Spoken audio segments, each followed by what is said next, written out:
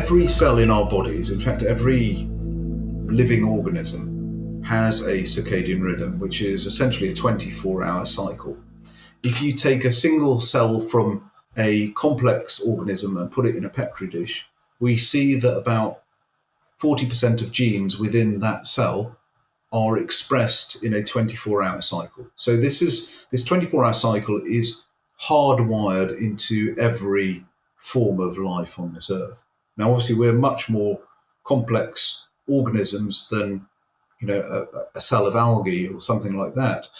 And so we have a number of pacemakers, a number of clocks within our bodies that regulate the metabolism, the activity of our bodies. It keeps our various organs in sync. But importantly, there is this master clock, which is in an area of the brain called the suprachiasmatic nucleus, that is the coordinator. It coordinates all the other clocks within our bodies, and as well as coordinating the clocks in our livers, in our skin, in our stomachs, it also coordinates sleep.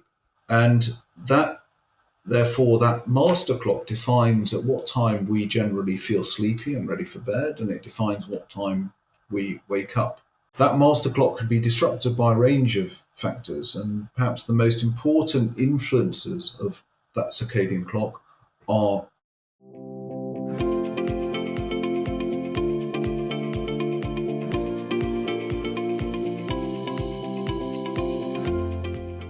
Okay, Guy, welcome to the show. Now, you've spent quite a bit of time thinking about and studying the extremes of human behavior and human psychology. Why is this so important? Like, why is this such what are the benefits of doing this? Well, in medicine, there is a well-trodden path, which is that you look at the extremes of the human experience, the extremes of the human condition. And, obviously that's interesting in its own right, but it also tells us quite a lot about how the system works for us all, how we all work. So when you look at those individuals who, for example, have injuries to one particular part of their brain, the changes that they exhibit tell us something about the function of that particular part of the brain. And similarly, in other areas of clinical medicine, that principle applies. Interesting. Okay. And you have for over a decade, you have been the clinical lead at one of Europe's largest sleep disorder centers. In all of your years and the thousands of patients you've worked with there, what have been some of the strangest cases that you've worked on and seen, would you say? Oh, gosh, I don't know where to start, really. We see a variety of different types of people and problems. So we see individuals, for example, who have profound excessive sleepiness in the form of conditions like narcolepsy. We see people who are doing very odd things at night. So, I've seen people who have driven in their sleep, who've ridden a motorbike in their sleep, who've dismantled television sets in their sleep, or even drawn art. We occasionally see individuals who are accused of committing crimes in their sleep as well. And, the crucial aspect about sleep is that, of course, it's determined by what our brains are doing, but it's also determined by what our psyches are doing. So we see some pretty unusual cases, some of which I've written about. For example, the man who was accused by his partner of sleep talking and talking about having affairs with various people and committing sexual assaults in the middle of the night. And it turned out that this was her own mental illness rather than anything to do with him. So, we often get these major surprises in terms of what the outcome of an initial consultation may result in. Now, one of the most extreme cases I've heard of is Kenneth Parks. Can you maybe tell us about the story of Kenneth and your thoughts here? Yeah, so Kenneth Parks was a chap who was based in Canada, and he allegedly in the middle of the night got up, drove several miles, over 20 miles, to his parents-in-law's house and ended up murdering his mother-in-law and trying to murder his father-in-law. It subsequently was claimed in court that this was an example of a sleepwalking episode. And the evidence that was presented in court was convincing enough for him to be acquitted on the basis that this was an act that was undertaken whilst he was asleep and therefore was without intent, without mens rea, legal context. So, this is perhaps one of the most famous cases of somebody being acquitted as a result of using the defense of what's more broadly termed automatism, whereby you're not in your right mind when you're undertaking a particular act. You've thought a lot about free will and I suppose the boundaries around this, particularly for your latest book, The Seven Deadly Sins. Where do you think we can draw the line here? Because there are cases in which it's very blurry.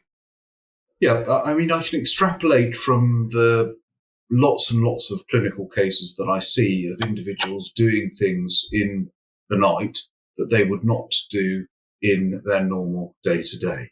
We often see individuals, and, there's some really good examples. For example, vegetarians who will go into the kitchen and eat meat, sometimes not even foodstuffs. They will eat stuff that shouldn't be eaten, like birdseed or the lining of a cat litter tray. These are the actions of individuals who are not functioning normally. Their brains are not functioning as normal. We know quite a lot about what happens to the brain during these kinds of episodes because in sleepwalking and related conditions, the brain is not working as a whole. There are areas of the brain that remain in very deep sleep. And then there are areas of the brain that actually demonstrate waking activity. Now, unfortunately, one of the areas that is in deep sleep is usually the frontal cortices, the regions of the brain that are responsible for rational thinking, for reasoning, for planning. And, whilst this is a phenomenon that can occur in a structurally and functionally normal brain, the brain at that time is not functioning as normal. And in some respects, it's a little bit a parallel to people, for example, who have got diabetes and whose blood sugar drops and their brain is not working normally. And they become aggressive or irritable or confused and do things that they wouldn't normally do. It's a very similar sort of state, actually. And so, certainly doing things in the middle of the night when your brain is not functioning normally, I don't think necessarily reflect on your own moral worth or necessarily give you any indication of who you are as an individual. Now, there's a separate issue to that, which is, okay, we are clearly aware that a lot of people use these defenses for criminal acts simply as a defense. And so actually unraveling that can be very, very complicated. And certainly there are lots of people who I have seen who have claimed to be in a state of sleepwalking when undertaking particular acts, that it becomes readily apparent that that was not the case. So I'm type 1 diabetic myself, and I've had firsthand experience of being the automaton where to other people I've appeared perfectly conscious and doing things where I have absolutely no subjective memory of doing, which is terrifying, but it happens. Have you ever been called into court to give advice, to suggest if a person may be guilty or not? Well, I purposefully avoid this because I think that, when we're seeing individuals in clinic, essentially we are acting on their behalf. We are there to believe what they say. We're trying to solve the issue for them. Whereas I think as a medico-legal expert, it's a slightly different scenario because what you need to do is you need to take a slightly more objective view, and you're not necessarily on the side of the individual who you're interrogating. I have acted pro bono for a charity for somebody who was on death row in a foreign country once. And so I saw firsthand some of the difficulties in terms of addressing these kinds of questions from a medical legal context. So the person was on death row for a crime that they had done whilst sleepwalking? They were claiming that they were sleepwalking at the time, whereby they shot and killed 3 individuals. Yes. And the outcome of that was they were. This was a very good example where the story was relatively unconvincing for sleepwalking, and the person in question was subsequently convicted. Okay. So I know there are many functions of sleep. What would you say are the primary biological functions of why we sleep? Where to start? How long is this podcast? We've got an hour. Got an hour. Okay, well, that might give us 2 minutes at the end. I think that the short answer is that basically sleep is of great importance for pretty much every function of daytime life. So it's important from a growth and development perspective. It's important from a regulation of our immune system perspective. It's relevant to our mood, to our anxiety levels, to our cognitive function, to our importantly, of course, to our ability to stay awake and alert. But anything from how much you feel pain to how efficient your lungs are working to how likely you are to develop cognitive decline later on in life can all be linked back to sleep. I've heard you speak about the glymphatic system. Can you maybe tell us about how this works? When I was at medical school, we were taught about a system within our bodies called the lymphatic system. So the lymph nodes being a part of that. And that system is responsible for draining some of the fluid that comes out of the blood and into our soft tissues, and then draining it back and getting it back into circulation. But when I was at medical school, we were taught that the only part of the brain that didn't have the only part of the body that didn't have that system was the brain. But of course, in recent years, we've now begun to understand that there is a similar system within the brain called the glymphatic system, which is a series of very small channels within the brain that serves a very useful function, in that what it's responsible for is removing certain toxins or metabolite substances that have built up during the course of the day from the brain and back into the circulation. And it's become apparent in the last 10 or 15 years that the glymphatic system is very vulnerable to sleep.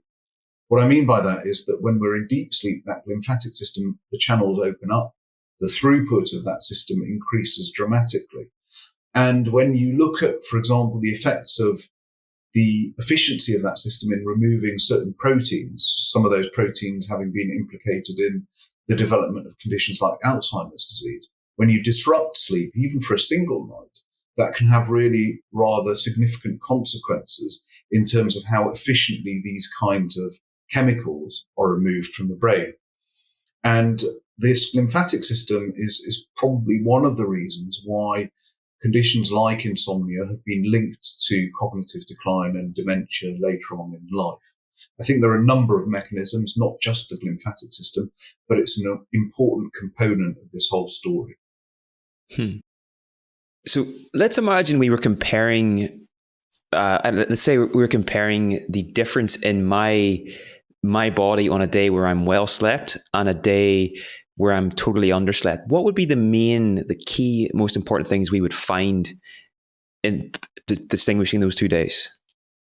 Well, I think it varies very much from individual to individual, but there are some consistencies. So, for example, we know that if you haven't slept properly, your levels of steroids and hormones called catecholamines, which include things like adrenaline and noradrenaline, are increased. It's a physiologically and psychologically stressful experience to sleep poorly, and those hormones are often a stress response. We know that poor quality sleep is likely to affect your exercise tolerance, how efficiently you're breathing. In the short term, it may affect your mood, your anxiety levels. It will influence your appetite. So we know that actually sleep deprivation is a very good way of inducing appetite, which is one of the reasons why chronic sleep deprivation is associated with weight gain.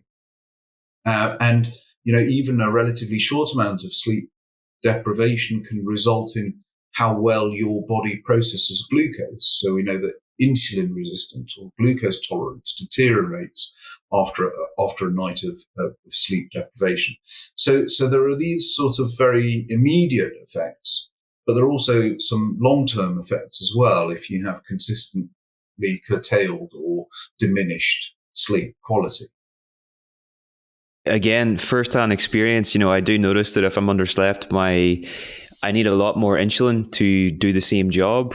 And I'm also curious about, the stress response here and the levels of things like, I think you said noradrenaline and maybe cortisol in the system too. Have you thought much about the evolutionary explanation about why that might be the case and why we might have a greater appetite when we're underslept? Well, I think that the rationale, the evolutionary rationale for maintaining higher levels of hormones like adrenaline and noradrenaline are that those substances keep you awake. So if you're sleep deprived, then it's going to maintain alertness and vigilance even when you are sleep deprived, which of course is very important from an evolutionary perspective. That would make sense. And then the appetite, I think that's less clear, I think. I'm not sure that there is an obvious answer to that. Why should sleep deprivation give rise to increased appetite? Well, one argument might be, well, if you're spending more time awake, you need more energy because your energy consumption goes up. But actually, those effects are pretty marginal in that we consume quite a lot of calories even when we're asleep. So I think that's a little bit more of a difficult question to answer. And then one of the things that I discovered in preparing for this that surprised me was that dolphins actually have a brain that they sleep with half of their brain. Is that right? Yeah, this is a phenomenon called unihemispheric sleep. Absolutely. And then just the other sort of discovery was that, even while we're awake, even during this conversation, part of your brain might be asleep and part of my brain might be asleep as well. So that, that to me is very surprising. So dolphins are not the only animals, by the way, that have unihemispheric sleep. In fact, it's quite widespread amongst aquatic mammals and certain birds, because I think that in a way gives us a very good indication of how important sleep is, because evolution has developed a mechanism by which animals can continue to fly or continue to swim and surface for air and yet still get sleep. Now, in humans, we don't have unihemispheric sleep. In fact, there is some hints that there is some differences in terms of how sleep is regulated between the left and the right-hand side of the brain in humans as well. So, for example, if you take humans into a sleep laboratory, for the first night, actually, the dominant hemisphere sleeps less intensely than the non-dominant hemisphere, and then that normalizes the second night, suggesting that there are some mechanisms there by which we can differentially regulate sleep in the two halves of the brain. But so unihemispheric sleep is really a very good illustration of the fact that the brain doesn't necessarily sleep as a whole, as a global entity, and that different parts of the brain can exist in wake and sleep at the same time. And in fact, as I said, in sleepwalking, we know that there are parts of the brain that demonstrate waking activity when we measure it, either using EEG, so looking at the electrical waves in the brain, or when we look at it from an imaging perspective, from a metabolic perspective. What has become apparent is that actually, even whilst we're awake, as you say, there are very small islands of our cortex, the outer lining of our brain, that constantly dip in and out of sleep. And when you record from individual nerve cells, you see that nerve cells within the cerebral cortex go through periods of radio silence for periods of time. And the more tired we are, the more fatigued we are by a particular task, the longer those periods of radio silence are and the more extensive they are.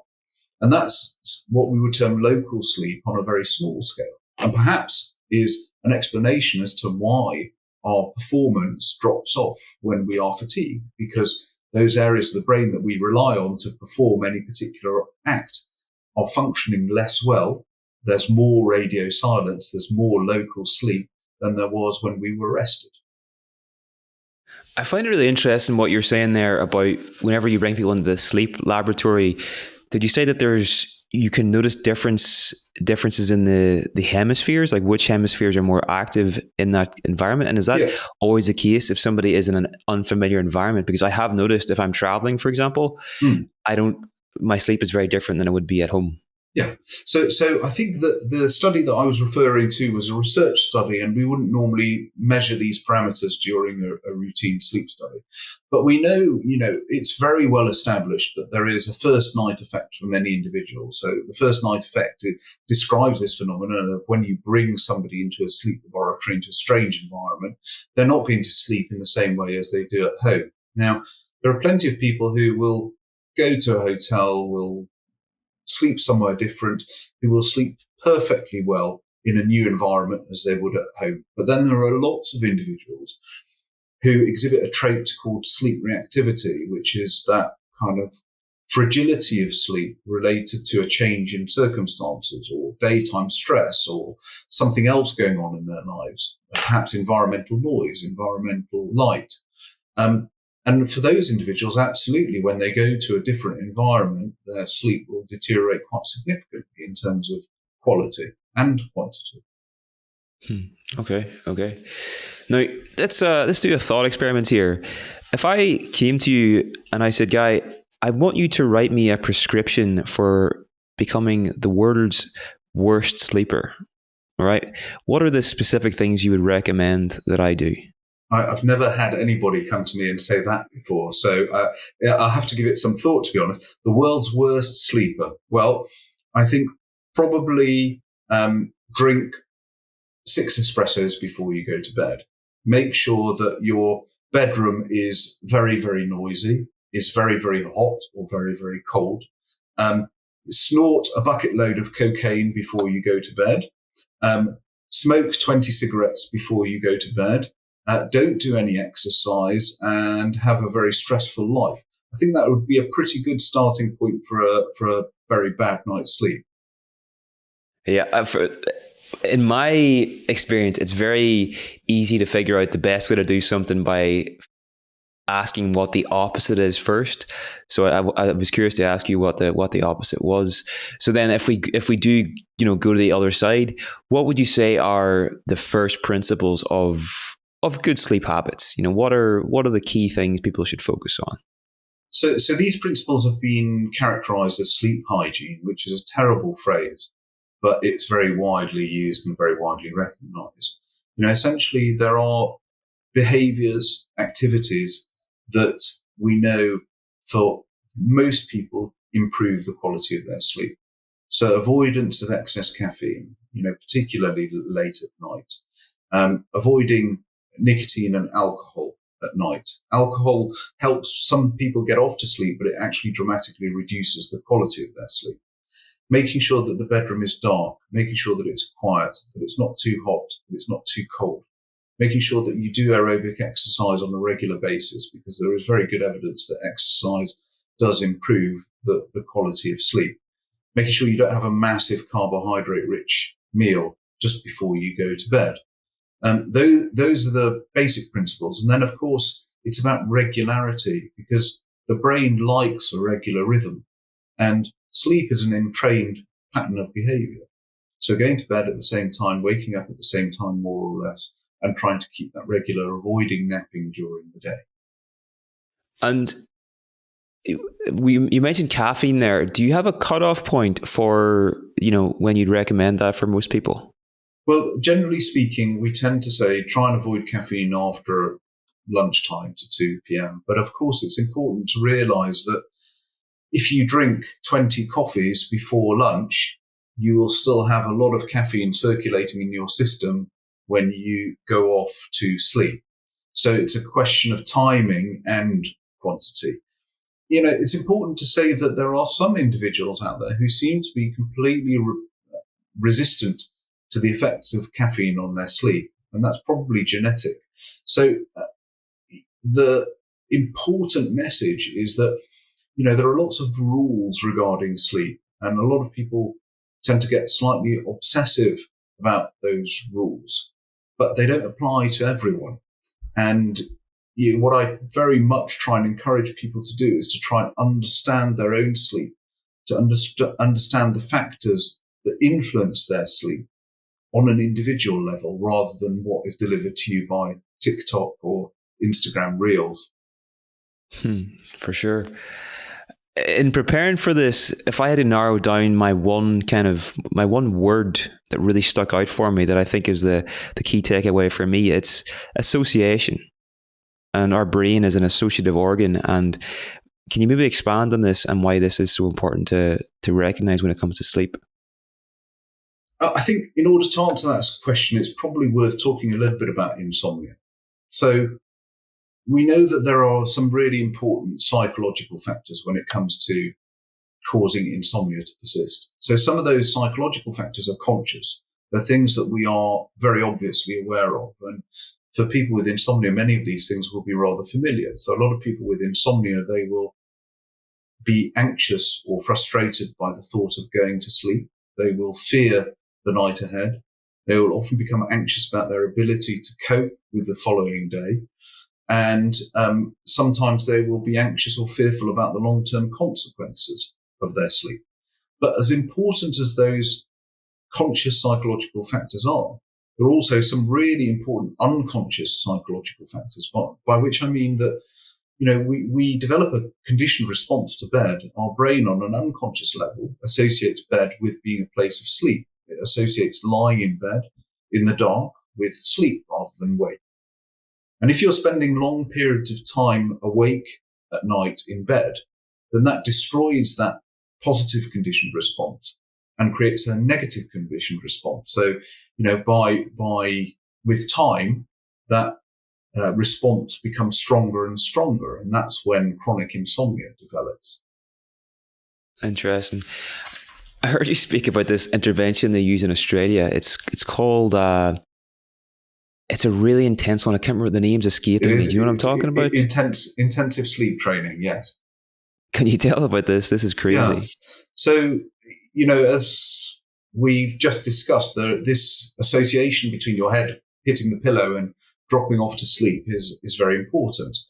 One of the techniques that has been developed in Australia is this treatment called intensive sleep training, whereby they get individuals with severe insomnia into a sleep laboratory. They ask them to stay awake the whole night before they come into the sleep lab. And then they wire them up. And at midnight, they say, okay, well, lights are off, try and go to sleep. And they switch the lights off and these individuals lie there. After 10 or 15 minutes, if they haven't fallen asleep based upon their brainwave data, they switch the lights on and say, okay, you'll get another chance to do it again in half an hour. If they do fall asleep, then after 3 minutes of sleep, as demonstrated on the brainwaves, they then wake them up again. And over the course of the next 25 hours, they have 50 goes at falling asleep.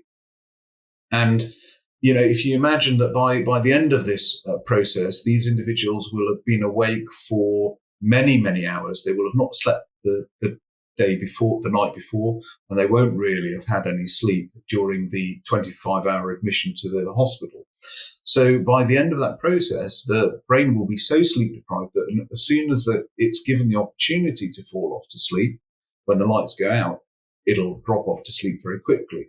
And this is a very, very rapid, but if somewhat brutal way of breaking down that negative conditioned response that many of these people have with lying in bed with their head on the pillow and rebuilding a positive response. And it's a very effective, if somewhat unpleasant way of treating insomnia. Wow. Maybe a less extreme treatment, but a more common one would be the CBT-I. And this is something that's highly effective. Can you just tell us about what this is, how it works, and how it's different from standard CBT? Yeah, so CBT-I is very much a multifaceted approach that borrows from principles of CBT, but applies them very much to sleep. And it has a number of different components. Some of it is about relaxation, making sure that the brain is in a relaxed state before you go to bed. But the probably the single most effective component of CBT-I is a more gentle version of the Australian technique of intensive sleep training. basically, what happens is that during CBT-I, you are sleep restricted, or your sleep is compressed. So for a period of time, you are asked to spend far less time in bed than you normally would. And you do that for a period of weeks rather than a day or two. And over time, you become more and more sleep deprived. And the amount of time that the proportion of time that you're in bed asleep rather than being in bed awake increases. And, once your sleep efficiency, which is a measure of how much time you are asleep when you're in bed, increases to a certain margin, you're then allowed to extend the amount of time you spend in bed by, for example, half an hour. There are lots of different ways of doing this. And essentially, this is a more gentle way of, again, breaking down that negative conditioned response, trying to limit the amount of time that you're in bed awake, and rebuild that positive response through increasing the proportion that you're asleep in bed. That's genius. That's so clever. And the success rate is around 80%, is that right? Yeah, it's very, very high. And we know that CBT-I works in a number of different settings, not just in insomnia. So if, for example, you look at people with depression or with anxiety, CBT-I, just through its effects on sleep, can be as effective as some more specific interventions for anxiety or depression. Because, again, there is this association between poor quality sleep, between insomnia and your mental health. And, I guess there's the association and there's a correlation there. In your experience, could you hypothesize which direction does the causal arrow most likely flow, or in most cases, is it the sleep causing the mental health issues, or vice versa, or could you not even say? I think it's very bidirectional, and it varies hugely between individuals. So we do see individuals in whom, when we sort out their sleep, their mental health dramatically improves. There are other individuals where, for example, it's very apparent that it's their anxiety that is driving their insomnia. But what is quite clear is that if you have mental health issues and sleep issues, then addressing both is very important. Okay. And, bigger picture in terms of what's actually driving sleep issues for people and problems people have with sleeping, what would you say are the primary causes in our society? Because I'm aware that, or is it true that they've looked at hunter-gatherers, and it's very, very uncommon to find sleep issues in those tribes, in those societies? Yes, I think that's true. There are some hunter-gatherer societies that don't even have a word for insomnia. But it's important to remember that there are other issues at play. So, hunter-gatherers are not going to sleep in a memory foam mattress bed with a duvet and central heating, and the quality of their sleep is likely to be different to the quality of our sleep in many respects. One of it's quite interesting, because if you talk to soldiers, for example, who are often very, very sleep deprived, very few soldiers, unless in the context of mental health issues or PTSD, report difficulties falling off to sleep because they're in a perpetually sleep deprived state. So, definitely what we're doing within our lives and how sleep deprived we are is going to have an important influence on how stable our sleep is and how easy it is to be destabilized by what else is going on in our lives. Look, there are certain, I think, changes in our society that are not particularly conducive to sleep. The first is really obvious, is the fact that we are, sitting in bright light until the moment that we go off to sleep. And we know that bright light does suppress melatonin levels and can cause shifts in our circadian pattern. We now increasingly use our bedrooms for much more than just sleeping. I think pretty much everybody will be on their laptop or on their phone or working or watching television in their bedrooms, whereas, that didn't necessarily used to be the case 20 or 30 years ago. Levels of stress related to a whole range of factors have increased in our society. So all of these factors are not particularly conducive, but they're only part of the picture, I think. And circadian rhythm obviously plays a big role here. For someone that's not really familiar with the concept, what is the circadian rhythm, and why is this so important to get right when it comes to our sleep? Every cell in our bodies, in fact, every living organism has a circadian rhythm, which is essentially a 24-hour cycle. If you take a single cell from a complex organism and put it in a Petri dish, we see that about 40% of genes within that cell are expressed in a 24-hour cycle. So this 24-hour cycle is hardwired into every form of life on this earth. Now, obviously, we're much more complex organisms than a cell of algae or something like that.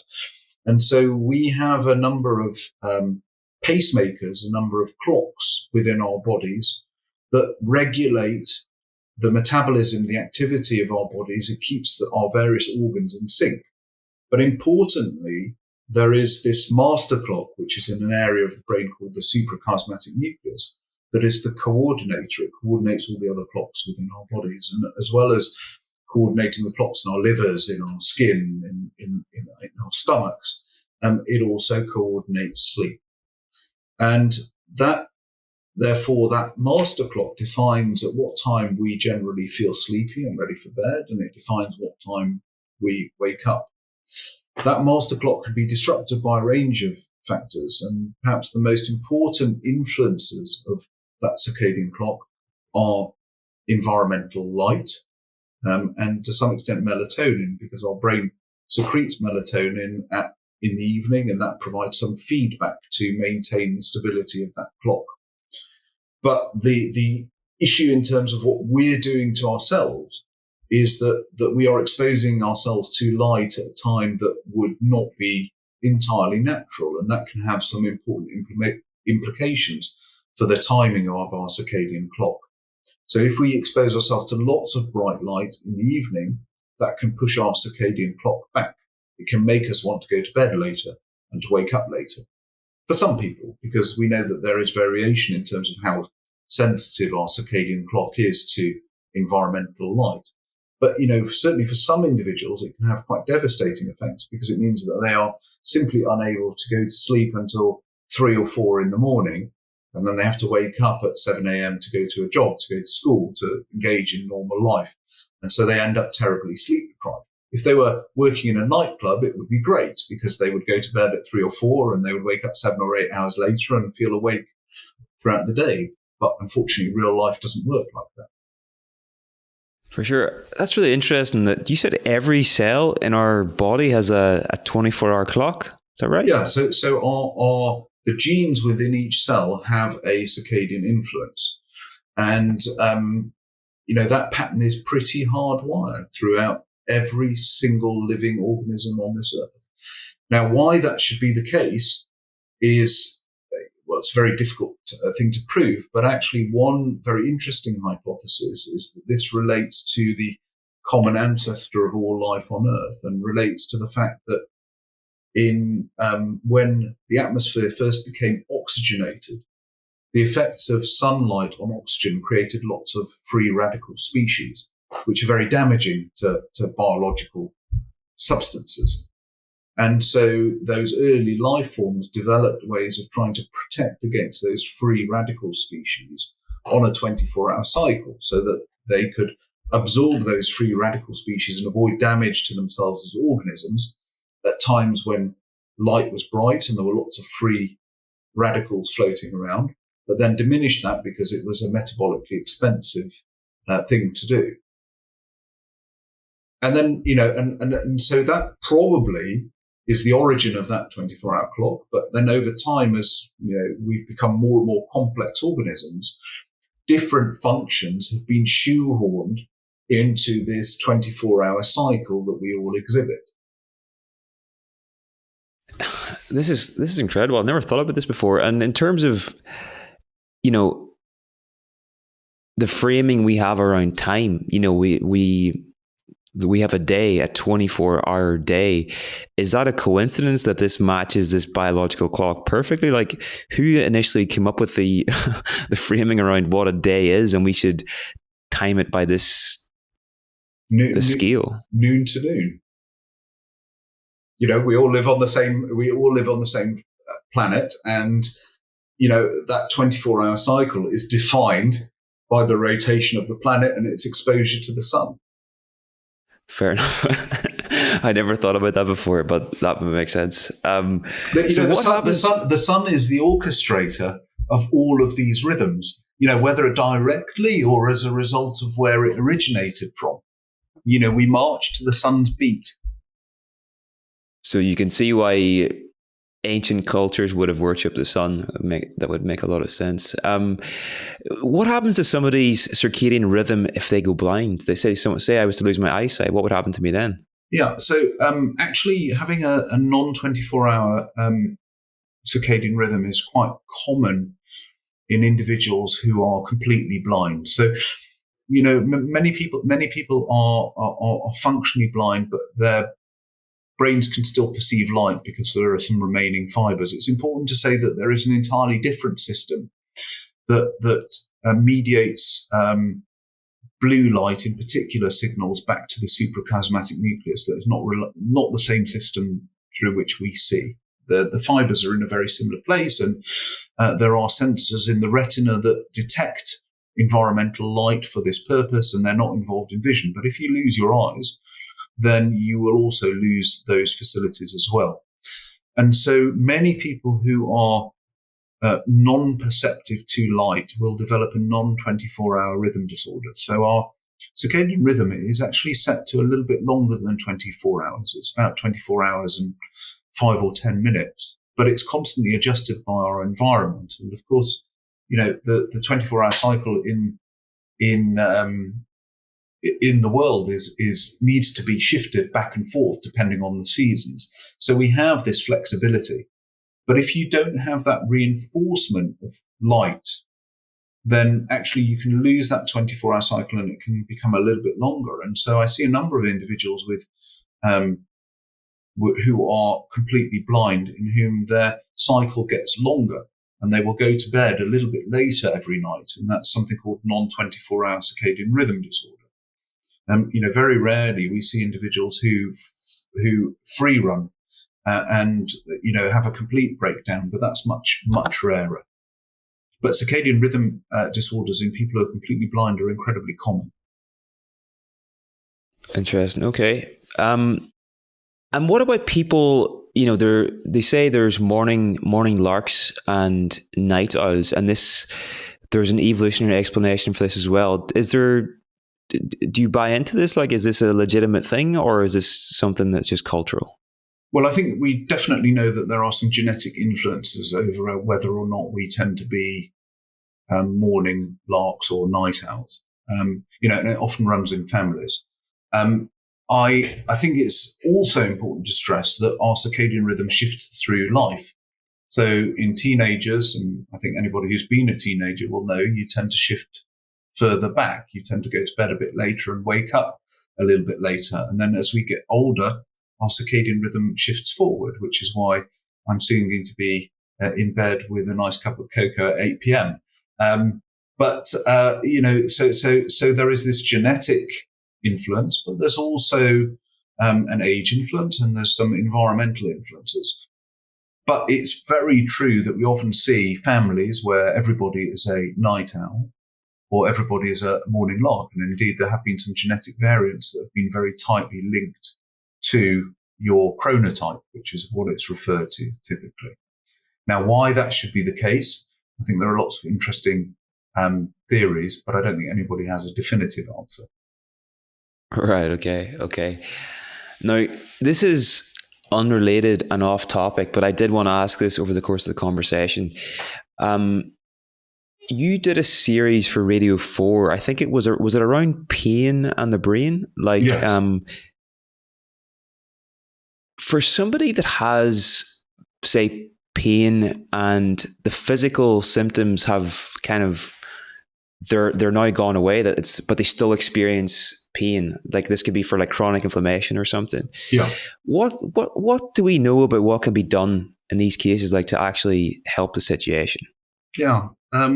It's a good question. So, we often see people who've got chronic pain that has no obvious apparent cause. We scan them, we look for evidence of injury or damage to their nerves or a variety of different factors, and that cannot be found. And it's surprisingly a common issue. There are lots of people with chronic pain for which no obvious answer can be found. What we think is happening in those individuals is that somewhere along the line, the neural pathways that signal pain have opened up and, maybe relate to a minor injury. There's this concept of chronic regional pain syndrome, which often starts after a minor injury. But those neural pathways remain open. They remain potently sending signals, even in the absence of an underlying trigger.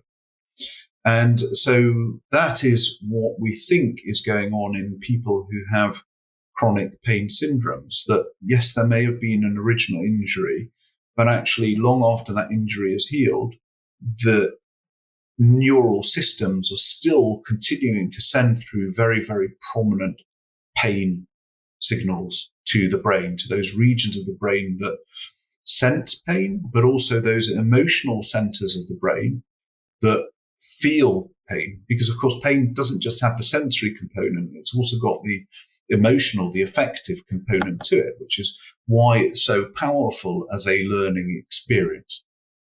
And, what we know is that many of the drugs that are very widely used, like opiates and related drugs, are not particularly effective in chronic pain. What they often tend to do is just cause side effects or dependency or habituation.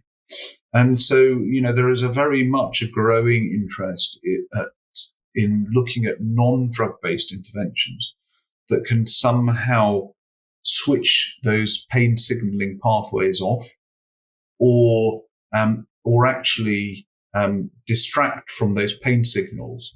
And, CBT-based approaches are one of the approaches that are most widely used. And in fact, there have been some studies done from the US that actually demonstrate that CBT-based treatments actually have a fundamental impact on the activity within pain circuitry within the brain. So this is not just mumbo jumbo. This actually fundamentally influences the functioning of those neural pathways in the brain networks. That's incredible. I've been struggling with a knee inflammation since training for the Rome Marathon in March, and it's been, the injury's fine now, but every time I go for a long run, it flares up and I have to stop, and it won't go away. So I'd be curious to know, like, how that actually works. Like, how would CBT be applied? And yeah, I'm not sure that's quite the same situation, because it's likely that you do have a minor injury there that is aggravated by, just as an aside, marathon running is not very good for you. It's not very good for your joints. And if you've got an injury, then it's very unlikely that your knee will, return to normal. There will still be some residual damage there. And of course, then when you run 20 miles, that is going to aggravate it. So I'm not sure that quite is in the same ballpark as chronic pain. I'm willing to try anything at this stage, but okay, fair enough. I can recommend stopping running now. That'll sort you out. I'm actually doing a 45-day no running fast to see if that does the job. So okay. We'll see. Okay. We'll see. Things like external. So what about, like, if I'm struggling with sleep and taking things like melatonin supplements, do you recommend that to any of your patients? Yeah, I mean, we very routinely prescribe melatonin for patients. In the UK, it's by prescription only. A lot of people get their melatonin from the States. And unfortunately, because it's not regulated in the States, in the US and in Canada, it's seen as a food supplement. You can go into any supermarket or health food shop and buy it off the shelf. the amount that you're actually taking often varies hugely compared to what's on the label. So there's that issue. The second issue is, look, by and large, I prefer to try and fix things without reaching for drugs or any kind of foreign substances. And so if there are ways in which we can try and improve sleep without using melatonin, then that would be preferable, because you don't want to always need to have a bottle of pills at the side of your bed in order to get a good night's sleep. But that's not to say that for some people it's not appropriate. For some people it is very appropriate, as it's, melatonin is generally quite safe. It's got relatively few side effects. It's not particularly dependency forming, and can for some people be very useful indeed. Okay. Jumping around here slightly again, sleep cycles. We cycle in and out of different phases of sleep throughout the night, and these last around 90 minutes or so. Is that roughly? Yeah, more or less, yes. And let's say someone like for example, I need to get up in the middle of the night to test my blood sugar for the diabetes. Should I be trying to time that at the end of a cycle so that I'm not disrupting deep sleep? Yeah. So this comes back to what we discussed earlier, which is that the sleeping brain is a creature of routine. And so if you are going to bed at the same time and waking up at the same time, your brain will adapt to make sure that at the time that you normally wake up, you will be in light sleep or REM sleep rather than deep sleep. And it's when that rhythm is disrupted for whatever reason, you're much more likely to wake up from the wrong stage of sleep. It's very difficult, quite frankly, for you to say, okay, let's plot out my night in 90-minute cycles and say, okay, well, I need to wake up after whatever, a factor of 90 minutes, because unfortunately, you only need to sit in a sleep laboratory for a week or two to see the huge variation that individuals have in terms of their the variability of that cycling pattern.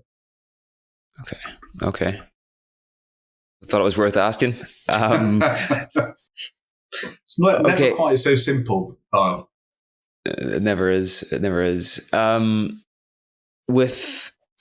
If you were someone is listening to this conversation and they're struggling with insomnia, would you have anything you'd like to share with them? Any words of hope, perhaps, about how the likelihood of turning this around? Well, I think that the first thing to say is that when you're lying awake in the middle of the night and you feel that everybody else is asleep, it's a very lonely experience. But actually, insomnia is a huge problem. You're a member of a very large club. About 10% of the adult population have chronic insomnia. About 30% of adults will go through a period of insomnia in any 1 year. So this is not it's not a rare problem at all. There are lots of people around you who are suffering from the same thing. The second thing to say is, well, we now have in CBT-I, we have a very good, usually very easy to access treatment that will help the majority of individuals. If you can't access it via the NHS, there are some digital platforms. You can do digital CBT-I, which is, done online and demonstrates very good efficacy, and people generally tend to like it. Not everyone, but most people.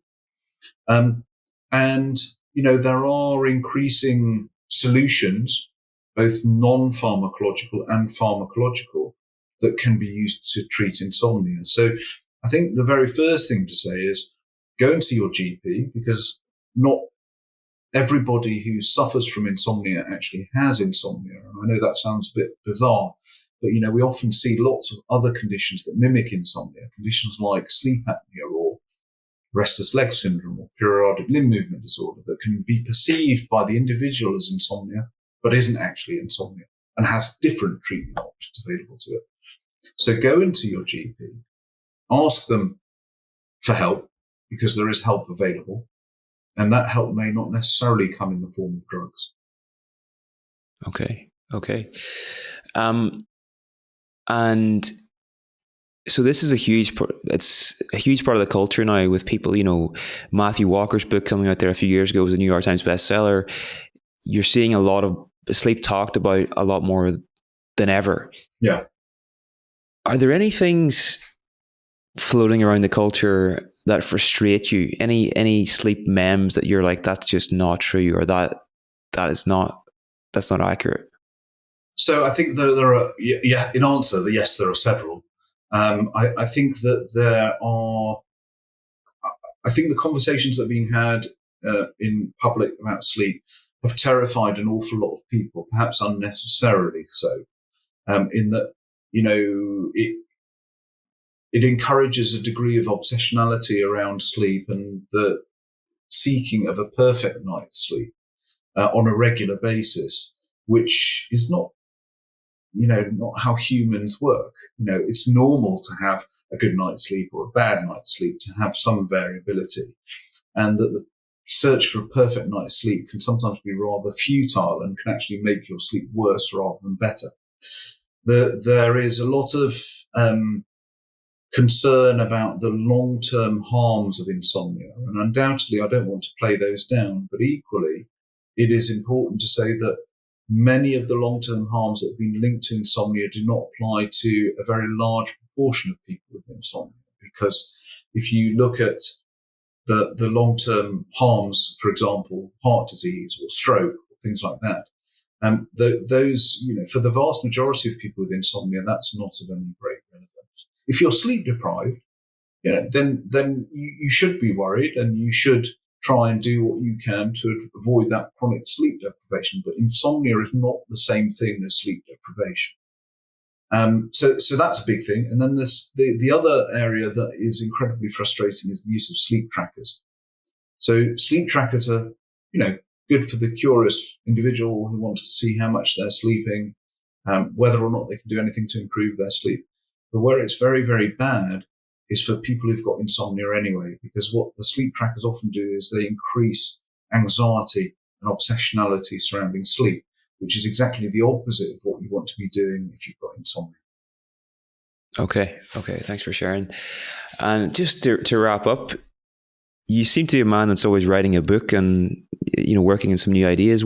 Is there one in the pipeline currently? I've got a few ideas percolating, but nothing substantial yet. Nothing to share just yet? Yeah. Okay, great. Guy, it's been so good to speak with you today. Where can people learn more about your work and your books and find you online?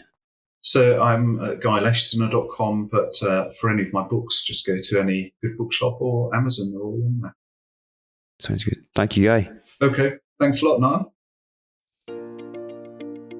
If you enjoyed this episode, you might also enjoy getting our 7 Insights newsletter. This is a once per month email where I share 7 of the most valuable insights I've uncovered in the previous 30 days. It includes book, podcast, and documentary recommendations, as well as questions and quotes specifically curated to help you live a more creative, intentional, and meaningful life.